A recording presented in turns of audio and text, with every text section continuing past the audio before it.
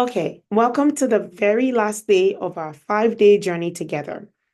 Over the past 5 days, we've been talking about our health plan. We've been designing the wellness plan for 2025. We've talked about nutrition, exercise, sleep and stress management, and we've also talked about avoiding harmful substances and building meaningful relationship. Today, we'll be talking about the psychology of change and really put it all together before I send you off to execute on the plan that you've made. So sit tight. Today's episode will really be very short, but I invite you to really stay focused as we dive deep into the psychology of change. I'll go ahead and share my screen and we will continue.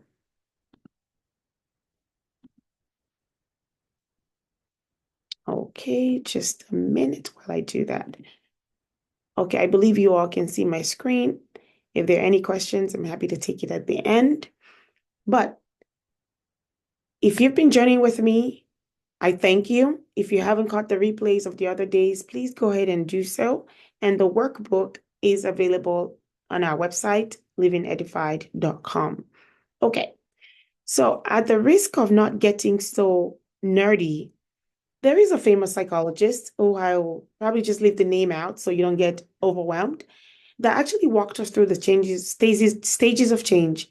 And I found that this has been very helpful for me as I start to consider what I'm going to change in my wellness plan. So every time people think of change, subconsciously they walk through these steps. I'll get into the definition in the next slide, but let me just give you the overview.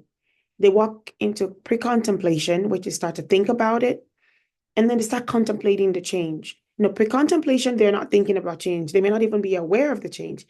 And then contemplation, they start getting aware that, this is a problem. I would like to change this. And then the third stage is preparation, actually taking steps towards the change that you desire to see. The fourth step is taking action. Action is what we see on the outside. But before you get to the action stage, you've gone through pre-contemplation, you've gone through contemplation, you've gone through preparation, and now you're taking action. And then the fifth step is maintenance, how you're maintaining the change that you started acting on. And the sixth step, which most of us don't like to think about, is relapse. Some people are successful and they don't have relapse, but planning that into this is important because you realize that relapse is not the end of the journey. It just helps you go back to number one and recontemplate and get back into action. So these are the stages of change, and I'll be walking you through.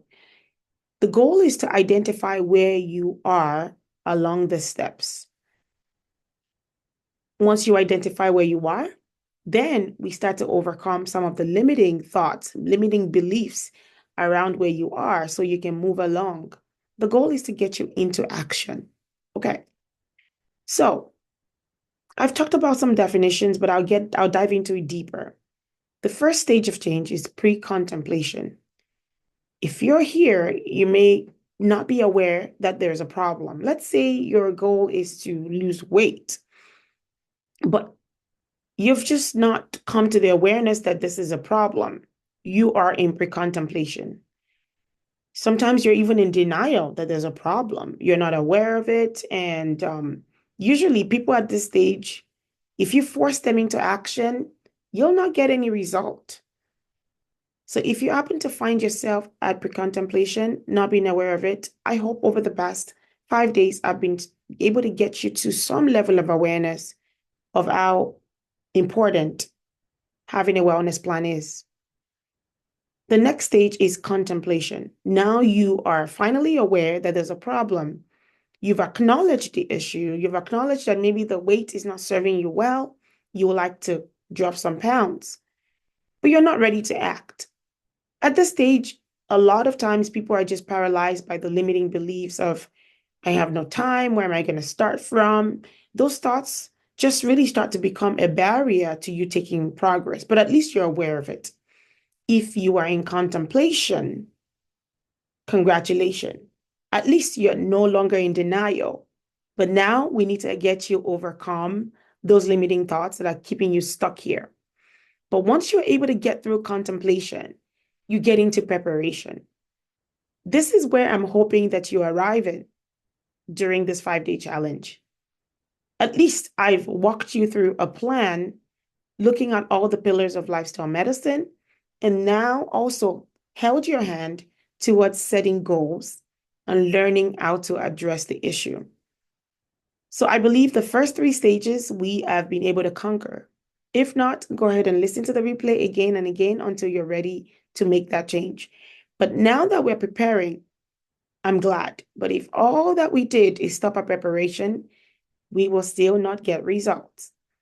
What I like to see you move from is preparation to action. When people jump prematurely into action, they actually sometimes will fail. And the reason is it's important to have actually gone through the contemplation, addressing the limiting beliefs. It's important to also prepare. When you don't prepare, you plan to fail. A lot of us know this lingo, but bringing it to life is don't just wake up one morning and jump into action. Some people are successful at it, but the numbers of success when you just spring into action without preparing is very low. A lot of times when we see people making a change, all we see is action, but we forget that they've gone through the first 3 steps, which are very important elements to really keep the action going. But after acting, let's say now you've started to keep an eye on what you're eating, you're counting your calories, you're really eating a plant-based diet, you're really streamlining the things that you put in your mouth. Whatever you're acting on, you're actively doing it. How do you maintain the change? Because once you spring into action, barriers will come. Things that will stop you from your tracks. Maybe you wake up late one day and you weren't able to get to the gym and the weather is really bad. It snowed outside and the next day you weren't able to get in the gym. And by the third day, you're just like, maybe I'll just give another excuse. And now you haven't gone to the gym in 3 days. How do you maintain the action to continue to yield your result? It's important to have a plan for maintenance even after you've sprung into action and put some guardrails in place so that your action continues and your result continues. Now, the last stage of change, which a lot of us don't like to hear about, is relapse. Planning for a possible setback is good because now, after you realize the setback, you can reflect on it, you can replan on it, and you can actually have a sense of renewed action. And when you renew that action, you're planning to execute, knowing that relapses will come. So not being aware of relapse is not good because usually when people are not embracing relapse, they end up pausing and permanently pausing their intention to change. Relapse is a learning opportunity for you. It's not failure. So once you find yourself relapsing on the plan that you're putting in place, just go back to the drawing board. Address the limiting beliefs, prepare, re-strategize, and spring into action again, knowing the things that caused you to fail the first time. Okay, let's talk about some barriers to change. If you find that lack of time is your biggest barrier to change, you have it easy. All you have to do is go to your time inventory, take a log of where you're going, where you're spending your time on. You may be surprised that you're able to glean in 15 to 20 minutes for your health every day. It's important to not think of time as a limiting barrier because we all have 24 hours in a day. But anytime you believe that you don't have time, guess what? You continue to do the things that will not give you time. So I invite you to take a time log and really see where you're spending your time. Because once you identify that, you may be able to swap things out easily, or you may realize that the goal that you set for yourself really requires that you put some things on the back burner while you take your health back. If you find that you're lacking motivation, we need to address the thoughts and feelings that are causing you to lack motivation. It doesn't always stop at the excuse. We always need to dive deeper into the why. So if your thoughts around lack of motivation is, I've tried before and I failed, what's the point? Then maybe you need to start to write down why things will be different this time, what you'll do differently. Maybe you'll get a community. Maybe you have some accountability partner. Maybe your goals were too big the first time, and now you need to just take them bite-sized. Whatever your limiting beliefs are, whatever your barriers to change, your workbook has spaces that are made for you to be able to like journal those limiting beliefs. And once you're aware of the thoughts and the feelings around that, you can plan out of those thoughts and feelings. Okay. If yours is fear of failure, I'm a believer of fail early, fail forward. If you find that you're just fearing, your biggest fear is just failure, I encourage you to take a step. Don't forget, relapse is already a step that is embedded into your action plan. So if you find yourself being scared of failure, know that it's a learning opportunity. But be aware of the thoughts and feelings. What if you try and fail? Okay, that's a thought. But what if you try and succeed? What would that look like? Can I break things down? Can I improve my confidence so that I'm able to take the first step? I invite you to be really aware of the thoughts and feelings that are holding you back. Usually, change is a mind game. Once you overcome that limitation in your mind, it's easier to execute. Now, if your barrier to change is your expectation is just too big, you want to lose 30 pounds in 30 days, it's okay. Write it down. At least you're aware that you have a thought, you have a plan, and you know that the plans maybe are not realistic. You've tried them before and it's failed. Maybe you need to sit with your thoughts and say, what does it look like if I break down that to like 25% of my goal? So instead of 30 pounds in 30 days, which is very unrealistic, we're just going to do 7 pounds in a month, which is still a feat. It's not easy to lose weight. But if your limiting beliefs is just you'd like to wake up one morning and the weight is gone, you need to sit with the thought, write it down. You want quick results. Why? What would the quick result do for you? What have you done in the past? When you tried your quick result scheme, was it successful? Did it fail? Those things, when you bring them to the forefront of your mind, you're able to address them rather than suppress them and not make any change at all. Okay. If you don't have resources and that's your limiting belief, you don't have money to sign up for a gym, the diet is just really unrealistic, or whatever your plans are, I just invite you to take it simple. Sometimes we overinflate the true needs that we have. If you can't afford a gym membership or you can't afford a healthy food, work with what you have. Make some choices where you can at least change 10% of what you're doing. Maybe rather than eating a 3 meal that is 80% plants because you think they're very expensive, maybe just swapping one meal out. If you can't afford a gym, maybe just taking a walk outside, maybe just doing jumping jacks, maybe finding a video on YouTube, on whatever platform you have that's free that can help you stay accountable. So those affordability issues might just be limiting beliefs, keeping you paralyzed from making any change at all. Now, if you have negative self-talk or low confidence, you feel like the weight is just so much, you can't handle it, you can't take the first step, you have no confidence to go to the gym because you feel like you're so big. Why would you want to go out there and let everyone see what you're dealing with? If that's where you are, I congratulate you because if the negative self-talk starts with you, it can end with you. Take a paper and a pen, write down those negative self-talk, bring it down, write it out, bring it out of your mind and put it on a paper and start to write the opposite thing. If yours is, I'm too big, that's just a static statement. You can then say, I'm big for now, but I believe that if I can work on it for 6 months, I can drop 10% of my weight. So if the negative self-talk starts with you, it can end with you. If the negative self-talk starts with other people, you can also limit the access they have into your mind.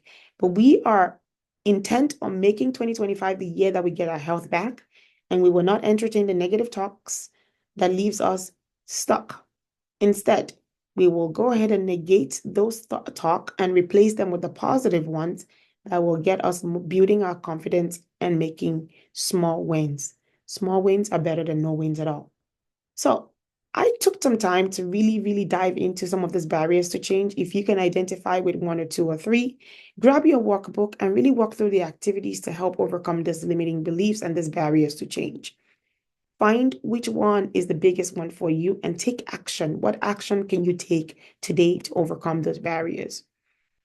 So reflect, get your workbook out, analyze your challenges, find the barrier that you think you identify with the most. My list is not exhaustive. So if you're identifying other barriers that I did not list, please write them down. Awareness is the first step to change. You may be able to find that the tools to break through from those challenges actually lie in your hands. Now, this is just one slide that I took from the workbook to see the spaces that I created for you. If lack of time is your limiting barrier to change, write down, how can I find 10 to 20 minutes each day for my health? What do I need to swap out? What do I need to change?